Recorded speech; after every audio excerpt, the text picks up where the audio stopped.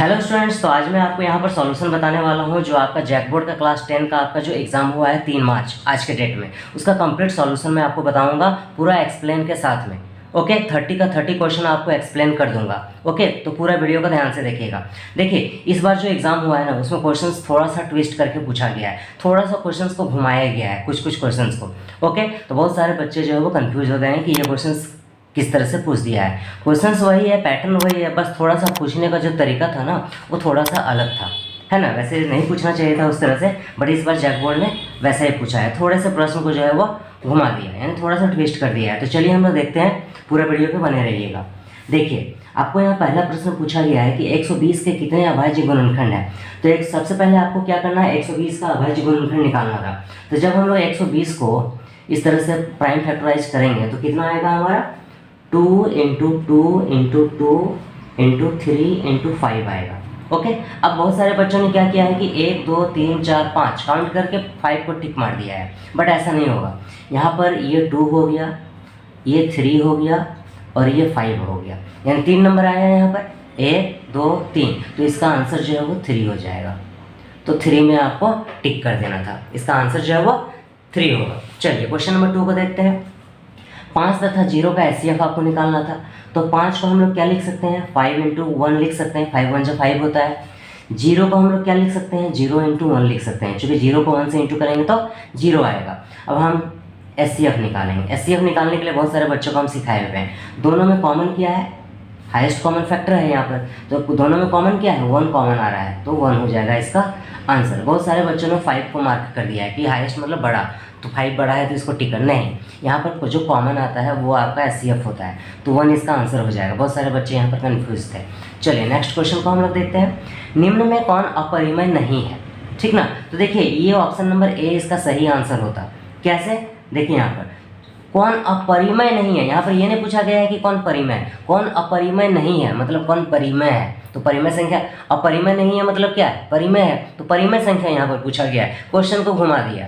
ठीक, तो देखिए 64 है यहाँ और बट्टे में 81 है, रूट लगा दिया है। तो 64 का रूट होता है 8, 8 8 64, और 81 का होता है 9, 9 9 81, 8/9 आ गया दोनों का रूट, चूँकि रूट दोनों में लगा हुआ है। तो 8/9 जो है वो कौन से फॉर्म में है, P/Q के फॉर्म में है। तो ये कौन सा संख्या है, परिमेय। परिमेय मतलब अपरिमेय नहीं है ये, तो ऑप्शन नंबर ए हो जाएगा इसका आंसर। ओके, चलिए नेक्स्ट को हम लोग देखते हैं। निम्न में कौन सा द्विघात बहुपद का आलेख नहीं है। हमेशा ये पूछा जाता था कि शून्यकों की संख्या, इस बार उसी को घुमा दिया है। देखिए यहाँ, इसका शून्यक 2 हो जाएगा, इसका शून्यक 2 हो जाएगा, इसका कहीं नहीं काट रहा है तो इसका शून्यक 0 हो जाएगा, बट इसका शून्यक 3 होगा, 1 2 3, मतलब ये क्या है, द्विघात बहुपद का आलेख नहीं है, तो ऑप्शन नंबर डी हो जाएगा इसका आंसर। फटाफट चलिए नेक्स्ट को हम लोग चेक करते हैं। बहुपद इतना के शून्यकों का गुणनफल निकालना है, शून्यकों का गुणनफल निकालना था। तो पहले इसको हम लोग सॉल्व कर लेंगे। 2 माइनस एक्स को एक्स के साथ इंटू करेंगे, x² माइनस एक्स को 1 के साथ इंटू करेंगे तो x हो जाएगा। अब इसको अरेंज करेंगे, देखिए 2 हो गया माइनस x² x को 1 से x हो जाएगा। अब ये माइनस x² हो गया, फिर माइनस x हो गया, ये प्लस 2 हो गया। अब a = -1, b = -1 और c = 2 हो गया। शून्यकों का गुणनफल मतलब alpha into beta equal to होता है c/a। c 2 हो गया ये, और a -1 हो गया, मतलब नीचे में माइनस नहीं होता है, तो ये -2 हो गया आपका आंसर।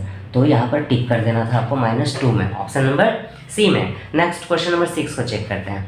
रैखिक समीकरण युग्म x + 3y = 0, 2x - 5y - 1 का है, अब अविरोधी है, विरोधी है, आश्रित है या नॉट है, तो अविरोधी हो जाएगा। क्यों, देखिए a1 b1 c1 a2 b2 c2 दिया हुआ है। जब इसको हम लोग निकालेंगे तो आएगा ये a1/a2 is not equal to b1/b2 आएगा। ये क्या होता है, अविरोधी होता है, तो ये ऑप्शन नंबर ए हो जाता। चलिए नेक्स्ट क्वेश्चन को हम लोग चेक करते हैं। इसमें आपको क्या करना है, समीकरण युग्म ऑप्शन दिया हुआ है x का, y का, x का, y का, x का। जब इसको हम लोग सॉल्व करेंगे तो x का कितना आएगा, चलिए हम लोग चेक करते हैं। 3x + 4y = 10, समीकरण 1। 2x - 2y = 2, समीकरण 2। दोनों को मल्टीप्लाई करेंगे, यहाँ 2 है, यहाँ भी 3 है। 2 3 जा 6x + 8y = 20, 3 दूनी 6x - 3 दूनी 6y और 2 3 जा 6 हो जाएगा। ये कट जाएगा, यहाँ प्लस प्लस माइनस है, प्लस यहाँ माइनस हो जाएगा, ये 14y equal two plus minus minus, ये 14 हो जाएगा, तो ये कट जाएगा, y इक्वल टू 1 आ जाएगा। अब क्या करेंगे, समीकरण एक में हम लोग y का मान रख देंगे। एक में क्या है 3x प्लस 4 इंटू वाई, यहाँ y है तो y का मान 1 इक्वल टू 10, तो 3x प्लस 4 1 जा 4 इक्वल टू 10, तो 3x इक्वल टू 10 प्लस में इधर आया -4, तो x इक्वल टू 10 में 4 गया तो 6 और ये 3 लुढ़क जाएगा, ये 2 हो गया x का मान।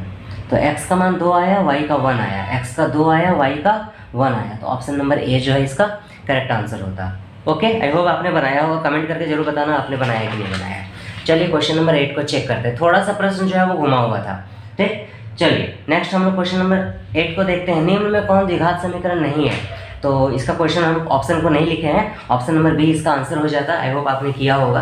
क्वेश्चन नंबर 9 को चेक करते हैं। A x square plus b x plus c equal to 0 के दो भिन्न वास्तविक मूल होंगे, तो इसका आंसर क्या हो जाता, b square minus 4ac greater than 0, ये इसका आंसर हो जाता।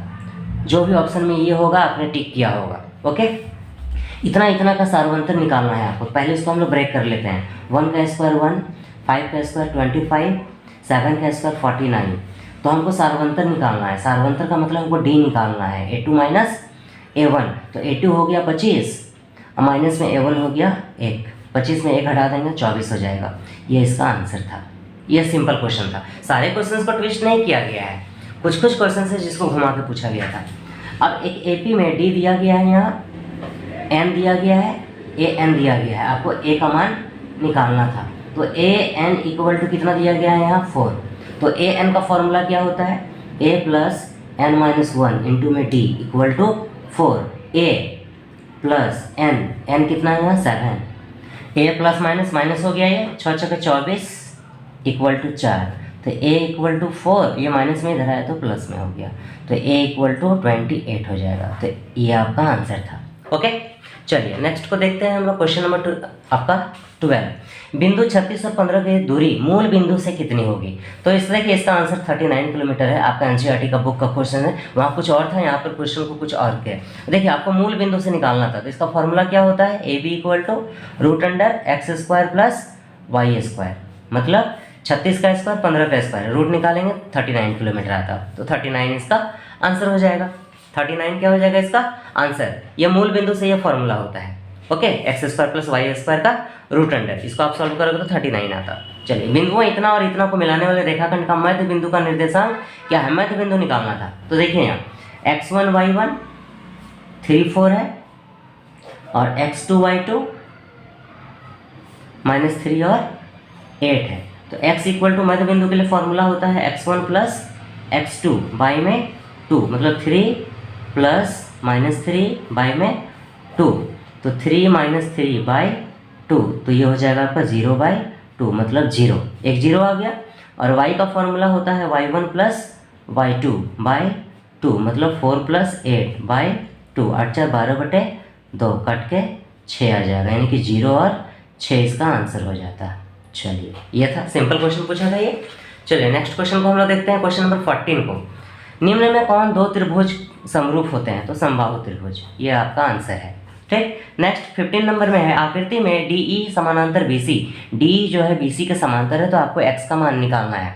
तो देखिए ये पूरा जो है ना, यहाँ से यहाँ तक आपका 13 दिया हुआ है। जब ये पूरा आपका 30, ये पूरा जब 13 दिया है और ये 6 दिया हुआ है, तो इसी कितना होगा, तो टोटल 13 है। इस टोटल 13 में 6 को माइनस करेंगे तो इसी 7 निकल आएगा। इसी कितना निकलेगा 7। तो आपका थेल्स प्रमेय, आधारभूत आनुपातिकता का प्रमेय क्या होता है, AD बट्टे BD बराबर AE बट्टे EC, यानी AD बट्टे BD इक्वल टू AE बट्टे में EC। तो AD जो है वो x है, अब बट्टे में x + 5 है, इक्वल टू ये 6 है और ये 7 है। क्रॉस मल्टीप्लाई कर लेते हैं हम लोग, तो 6 को x के साथ 6x प्लस 6 को 5 के साथ 30 इक्वल टू 7 को x के साथ 7x, ये हो गया 6x प्लस इधर आया -7x इक्वल टू ये +30 इधर आया -30, दोनों को माइनस करेंगे -x और ये -30, ये दोनों कट जाएगा, x इक्वल टू 30, ये आपका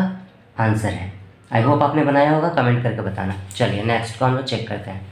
क्वेश्चन नंबर 16 को, त्रिभुज ABC समरूप है त्रिभुज PQR के। देखिए यहाँ दो त्रिभुज है, ये है ना, कौन भी, ये ABC और ये है PQR।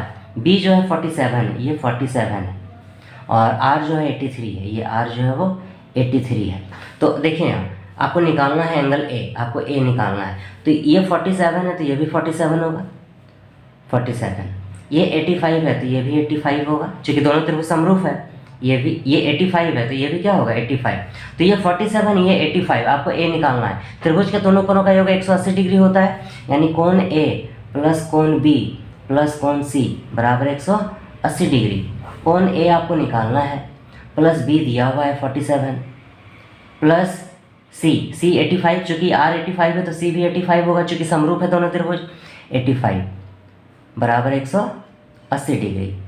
कोण A इक्वल टू दोनों, कोण A अब प्लस में दोनों को जोड़ देंगे तो 130 आएगा, बराबर 180 डिग्री। तो कोण A बराबर 180, प्लस में इधर आया तो माइनस 130 डिग्री। तो एंगल A इक्वल टू क्या हो जाएगा 50 डिग्री। वेरी सिंपल, ये तो सिंपल क्वेश्चन था, ये सब बुक में नहीं है, और ये आपका जो ट्रायंगल जो एक्सरसाइज है उससे पूछा गया है ये, पर थोड़ा सा घुमा दिया है। ओके चलिए नेक्स्ट 17 नंबर को हम लोग चेक करते हैं।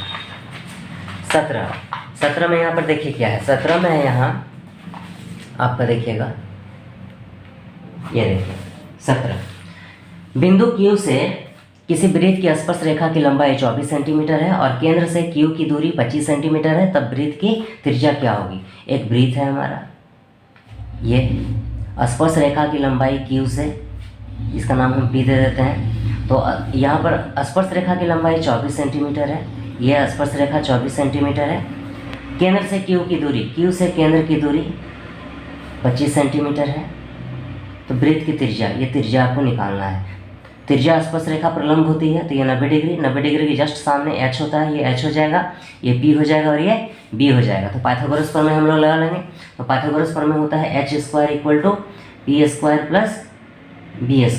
तो H जो है वो 25 है, तो 25 का स्क्वायर 625 हो जाएगा, बराबर P नहीं दिया हुआ है, इसका नाम दे देते हैं हम लोग OP² प्लस B हमारा 24 है, 24 का स्क्वायर हो जाएगा 576। तो 625, ये प्लस में इधर आए तो 576 माइनस में हो जाएगा, इधर बच जाएगा आपका OP²। ठीक, इन दोनों को अगर हम माइनस करते हैं तो आ जाएगा आपका 49, और ये स्क्वायर हटेगा तो रूट लगेगा, इधर बच जाएगा आपका OP। तो OP इक्वल टू हो जाएगा 49 का रूट 7 हो जाएगा, तो 7 सेंटीमीटर आपका आंसर हो गया। ये था, काफ़ी सिंपल था, तो आपका वृत्त चैप्टर से पूछा गया था ये। नेक्स्ट है, वृत्त को दो बिंदुओं पर प्रतिच्छेद करने वाली रेखा को कहते हैं, तो छेदक रेखा कहते हैं। यह आपका वृत्त है, इस वृत्त को दो बिंदु पर अगर प्रतिच्छेद करेगा तो इस रेखा को हम लोग क्या बोलते हैं, प्रतिच्छेदी रेखा या छेदक रेखा बोलते हैं। तो ये आपका आंसर था। चलिए नेक्स्ट क्वेश्चन नंबर 19 को चेक करते हैं। ये NCERT से पूछा गया है। दी गई आकृति में AB बड़े वृत्त की जीवा है। AB जो है बड़े वृत्त की क्या है, ये बड़े वृत्त की जीवा कौन है, AB, जो छोटे वृत्त को और छोटे वृत्त को ये स्पर्श कर रही है। बड़े वृत्त के लिए ये जीवा हो गया, छोटे वृत्त के लिए ये जो AB है वो स्पर्श रेखा हो गया। तो जीवा AB की लंबाई, ये पूरा AB की लंबाई निकालना है। तो काफ़ी सिंपल था, ये ट्रिक से बनाना है। देखिए ये छोटे वृत्त में ये त्रिज्या है और ये स्पर्श रेखा है, तो त्रिज्या स्पर्श रेखा पर लंब होती है तो 90 डिग्री हो जाएगा। ये 90 डिग्री जस्ट सामने H होता है, तो ये H हो जाएगा, ये P और ये B हो जाएगा। तो पाइथागोरस प्रमेय से हम लोग AP को निकाल लेंगे, यहाँ से यहाँ तक 5 का स्क्वायर 25 हो जाएगा और 3 का स्क्वायर 9 हो जाएगा। दोनों को घटा देंगे तो 16 हो जाएगा, और 16 का रूट कितना निकलेगा, 4 निकलेगा, यानी इसका वैल्यू 4 निकल जाएगा। ठीक, तो ये अगर यहाँ से यहाँ तक 4 निकला तो ये भी क्या होगा 4 और ये 4 8 हो जाएगा। तो 8 सेंटीमीटर इसका आंसर हो जाता है। ठीक, 8 सेंटीमीटर, ये NCERT का क्वेश्चन है। चलिए नेक्स्ट को हम लोग चेक करते हैं। sec A 5/3 दिया गया है, sec A 5/3। तो sec किसका उल्टा होता है, cos का B/H, तो sec का हो जाएगा H/B। तो H दिया हुआ है 5 और B दिया हुआ है 3, P नहीं दिया हुआ है तो P आपको निकालना पड़ेगा। तो P निकालेंगे कैसे, H² माइनस में B², P हमेशा माइनस में होता है। तो H दिया गया है 5 का स्क्वायर 25 माइनस B दिया हुआ है 3 का स्क्वायर 9। सो दोनों को माइनस करेंगे तो आ जाएगा आपका 16, और 16 का रूट निकलेगा 4। हमको साइन A निकालना है, साइन A इक्वल टू होता है P/H। तो P हम कितना निकालें 4, और एच देखिए 5 दिया गया है, 5, 4/5 आपका आंसर हो जाएगा। चलिए नेक्स्ट को हम लोग चेक करेंगे। निम्न में किसका मान 0 के बराबर है? cos 0, sin 90, cot 30, tan 0 degree. तो tan 0 डिग्री का मान जो है वो 0 होता है। tan 0 डिग्री का मान कितना होता है? 0 होता है। तो ऑप्शन नंबर ए इसका सही था। चलिए नेक्स्ट को हम लोग चेक करते हैं। आपका नेक्स्ट क्वेश्चन जो है आपका ये है 5 tan स्क्वायर ए माइनस 5 sec स्क्वायर ए। देखिए यहाँ पे 5 को कॉमन ले लेंगे तो अंदर में बचेगा tan स्क्वायर ए माइनस 5 कॉमन ले लिए तो sec स्क्वायर ए। ये 5 इंटू टेन स्क्वायर ए माइनस सेक स्क्वायर ए का मान -1 होता है। बहुत सारे बच्चों ने 1 कर दिया है, एब्सोल्युटली रॉन्ग। आइडेंटिटी अगर आपको अच्छे से याद है तो ये आपका -5 इसका आंसर आएगा। इसको इससे इंटू करेंगे तो -5। ये बहुत सारे बच्चों ने 5 टिक किया है, वो गलत है। चलिए sine theta into cot theta का व्युत्क्रम है। व्युत्क्रम मतलब उल्टा। तो देखिए साइन थीटा का हम लोग फार्मूला नहीं लगाते हैं, एज इट इज इसको रखते हैं। इंटू कॉट थीटा का फार्मूला होता है कॉस थीटा बाय में साइन थीटा। अब आप बोलोगे सर साइन थीटा की जगह 1/cosec थीटा भी लिख सकते हैं, फिर वो कटेगा नहीं ना। तो cos theta by sine theta ये दोनों कट गया तो क्या बचा हमारा cos थीटा। तो ये इसका आंसर हो जाएगा। चलिए नेक्स्ट को हम लोग चेक करते हैं क्वेश्चन नंबर 24 को। एक मीनार से, ये एक मीनार है ए बी, मीनार से 100 मीटर की दूर स्थित, 100 मीटर दूर, ये 100 मीटर दूरी है, इसका नाम सी दे देते हैं। मीनार का उन्नयन कोण 60 डिग्री है, यह हमें 60 डिग्री है। ठीक, मीनार की ऊंचाई निकालना है, ये एच निकालना है। तो ये पी है और ये बी है, तो टेन थीटा का यूज करेंगे। Tan 60 degree equal to p by b, p by b. Tan 60 का होता है √3। पी एच दिया हुआ है, मतलब ए बी दिया हुआ है, और बी 100 दिया हुआ है। क्रॉस मल्टीप्लाई यहाँ बाई में कुछ नहीं तो 1 है। ए बी को 1 से इंटू करेंगे ए बी, और इसको इससे इंटू करेंगे तो 100√3 मीटर। ये इसका आंसर हो जाएगा 100√3। ये सिंपल क्वेश्चन पूछा गया था। चलिए नेक्स्ट है कोण थीटा एवं त्रिज्या आर वाले त्रिज्या के चाप की लंबाई निकालिए। चाप की लंबाई निकालना था। चाप की लंबाई का फॉर्मूला होता है थीटा बटे 360 डिग्री इंटू 2πr। ये है ना, जो मेरा ऑफलाइन क्लास में बच्चे पढ़ते हैं उनको मैंने MCQ में टेस्ट में पूछा था, वही क्वेश्चन आया हुआ है।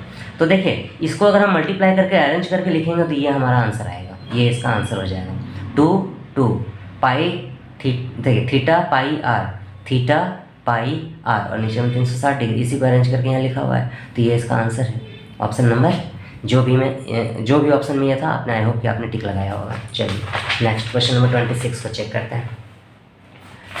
26 यहाँ पर देखिए 26 में क्या है, त्रिज्याखंड का क्षेत्रफल इतना दिया गया है, तो जिसका कोण 60 डिग्री है, आपको वृत्त की त्रिज्या निकालना है। देखिए त्रिज्याखंड का क्षेत्रफल, त्रिज्या खंड का क्षेत्रफल कितना दिया गया है 132/7। त्रिज्याखंड का क्षेत्रफल होता है थीटा बटे 360 degree into πr² equal to 132/7। Theta मतलब कोण, देखिए यहाँ पर कोण दिया गया है 60 डिग्री, तो थीटा की जगह 60 डिग्री बटे में 360 इंटू पाई का मान होता है 22/7, होता है कि नहीं।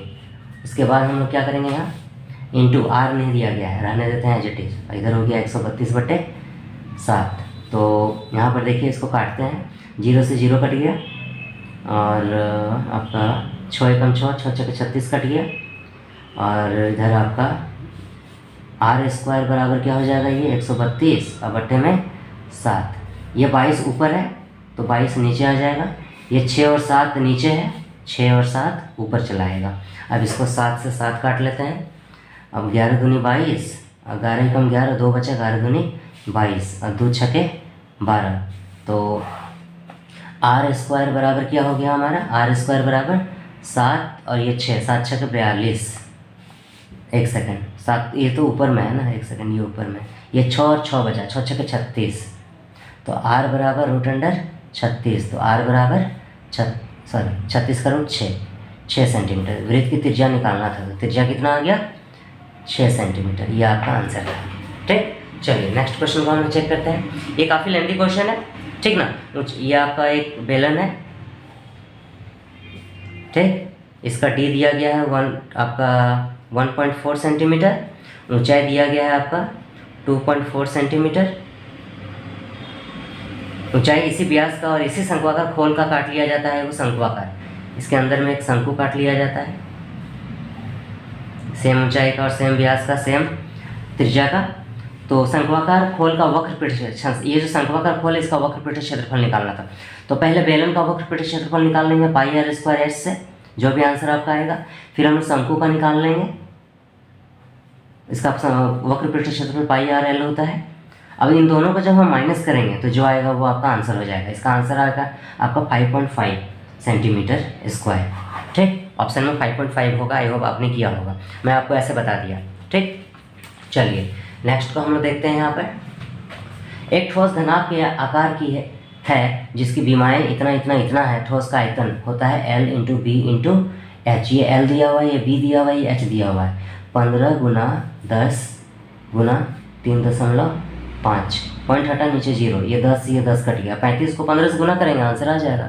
35 को 15 से, बचे 25 के 5 बचा 2, 5 या 15, 16, 17, 5, 3, 5, 5, 7, 5, 12 को 2 बचा 1, 5, 525 सेंटीमीटर क्यूब। आयतन निकालना है तो क्यूब में होगा, ये इसका आंसर हो गया 525। नेक्स्ट 29 नंबर पर चेक करते हैं। प्रथम 10 अभाज्य संख्याओं की माध्यिका है। अभाज्य संख्या का निकालना है, क्या माध्यिका, कई गो अभाज्य संख्या है तो 10 गो है। पहला अभाज्य संख्या क्या होगा, 2 होगा, फिर 3 होगा, उसके बाद आपका 3, 4, 5, 6, 7 हो जाएगा, 8, 9, 10, 11 होगा, 13 होगा, 14, 15, 16, 17 होगा, 19 होगा, 20, 21, 22, 23 हो जाएगा। 1, 2, 3, 4, 5, 6, 7, 8, 23, 24, 25, 26, 27, 28, 29 हो जाएगा। 1, 2, 3, 4, 5, 6, 7, 8, 9, 2, 3, एक छूट गया आपका, कौन सा, 2, 3, 5, एक और क्या होगा यहाँ पर, कुछ छूट रहा है, एक और 2, 3, 5 छूट रहा है ना, 1 सेकेंड, 5 छूट रहा था यहाँ, 5 है ना, टेबल में नहीं आता है। तो ये 2 से 2 कट गया। 1, 2, 3, 4, 5, 1, 2, 3, 4, 5, 6, 7, 8, 9, 10 को अभाज्य संख्या हम लोग लिख लिए। अब इधर से ये कटा, इधर से ये कटा, इधर से ये कटा, इधर से ये कटा, बचा ये दोनों, तो 11 + 13 बच गया, और नीचे में 2, दोनों को जोड़ देते हैं, 3, 4, इधर 2, 24, और नीचे 2, कट के 12 आ जाएगा। तो ये आपका आंसर हो गया।